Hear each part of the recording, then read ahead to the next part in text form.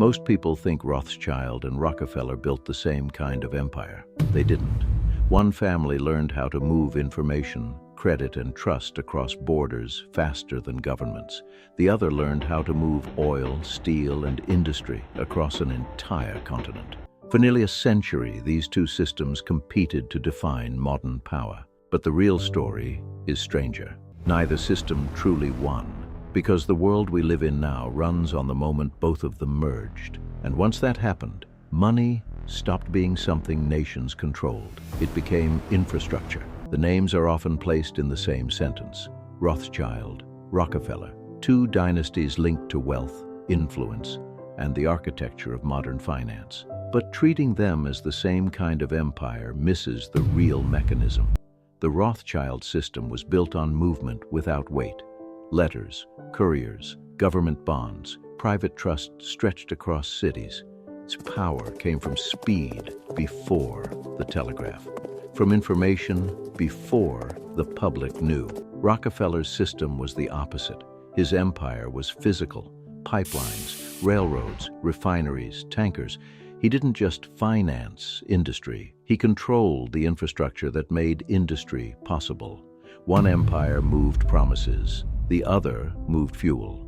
That difference would quietly decide where financial power moved next. As the 19th century accelerated, the world changed shape. Europe's old banking networks were still powerful, but industrial scale began rewarding a different kind of leverage. Factories needed oil, rail needed steel, cities needed electricity, armies needed fuel. The center of gravity was shifting from who financed expansion to who controlled the system's expansion depended on. This is where Rockefeller's machine began to outscale Rothschild's network, not because banking became weaker, because industrial logistics became the new language of power. The turning point came in 1907. America's financial system nearly broke. Credit froze, banks failed, confidence vanished. This should have been the moment old European banking logic reasserted control. Instead, it revealed something else. Modern power no longer belonged only to those who could lend. It belonged to those who could stabilize the industrial machine behind the loans. The bridge between these worlds was J.P. Morgan. Not a dynasty in this story, but the connector. Old world credit discipline, new world industrial scale. The panic did not simply threaten Wall Street. It exposed the need for a permanent operating layer beneath the economy. That operating layer became the true winner. The Federal Reserve, the dollar system, sovereign debt markets, oil settlement infrastructure, global credit rails. By the mid-20th century, the distinction between network and machine disappeared.